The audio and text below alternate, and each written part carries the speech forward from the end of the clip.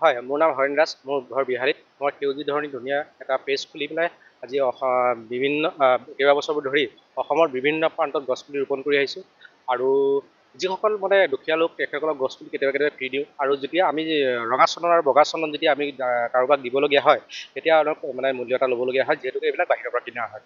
তো এতিয়া মানে কথা হ'ল কি, মই নলবাৰীত এজন শিক্ষকে মোৰ পৰা প্ৰথমতে 212টা গছপুলি লৈছিলে। আৰু তেখেতে পে'মেণ্ট মোক দিছিলে, পে'মেণ্ট মোক 5,000 মোক বাকী কৰিছিলে। আৰু মানুহজন খুব ভদ্ৰ আছিলে। ভদ্ৰ হোৱাৰ কাৰণে মই তেখেতৰ আচাৰ ব্যৱহাৰবিলাক দেখি পেলাই শিক্ষক হয় যিহেতুকে তেখেতক মই 5,000 টকা মানে বেলেঞ্চ ৰাখিছিলোঁ, মানে দুদিনতে সোমাই দিম বুলি কৈছিলে। কিন্তু দুদিন বাদ দিয়ক, মাহ পাৰ হৈ আজি 6 মাহত ভৰি দিলে।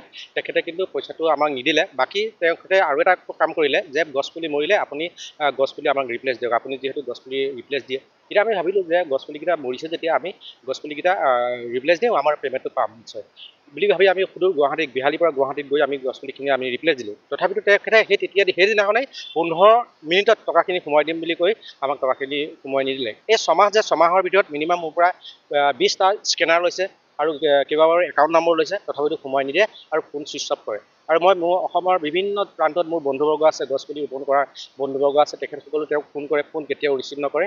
তো মই উপায়ন্তৰ হৈ তেখেতক মানে যেতিয়া মই ক'লোঁ যে চাওক, আপুনি যদি তেনেকৈ মোক মানে আজি 6 মাহ হ'ল গছপুলি নিদিয়ে, আমি সেইকেইটা টকাৰেহে আমি অসমৰ বিভিন্ন প্ৰান্তত ঘূৰি ফুৰোঁ আৰু আমাৰতো তেনেকুৱা অন্য পুঁজি নাই। তো গতিকে আপুনি টকাখিনি দিয়ক, নহ'লে মই আপোনাৰ যিটো আপোনাৰ চৰিত্ৰ যে শিক্ষকৰ নামত যিটো আপুনি বেকগ্ৰাউণ্ডত যিটো ভদ্ৰতাৰ মুখাটো আছে, মানে কি আপোনাৰ লেতেৰা চৰিত্ৰ আছে, সেইটো উদঙাই দিম বুলি ডাইৰেক্ট ক'লোঁ।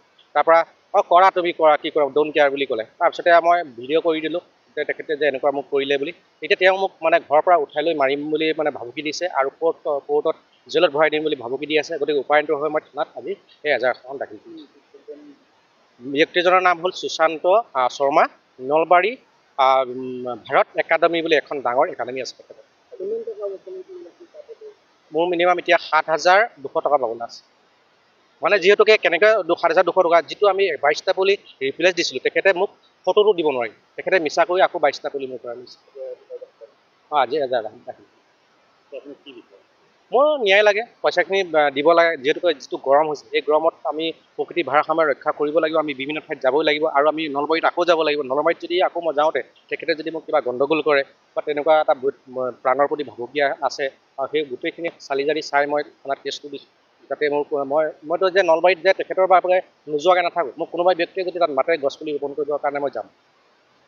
আমি মানে চাওক, মই মুখ্যমন্ত্ৰী ডাঙৰীয়াক মই জনাইছোঁ যে মই নিজাববীয়াকৈ যিটো মই শক্তিৰে পাৰিছোঁ সেইখিনি কৰি আছোঁ। আৰু মই মুখ্যমন্ত্ৰী ডাঙৰীয়াক মই অনুৰোধ জনাইছোঁ, যিজনে মোৰ এই শিক্ষকৰূপী ব্যক্তিজনে ইমান কৰোৰ টকা মানে মালিক হয়, তেখেতে মোৰ এই ক্ষুদ্ৰ পইচাকেইটা নিদিয়াৰ কাৰণে মই অত্যন্ত দুখ পাইছোঁ। তেখেতে যেন এটা বিহিত ব্যৱস্থা গ্ৰহণ কৰে তেখেতৰ ওপৰত, মই তাৰ বাবে প্ৰাৰ্থনা জনাইছোঁ।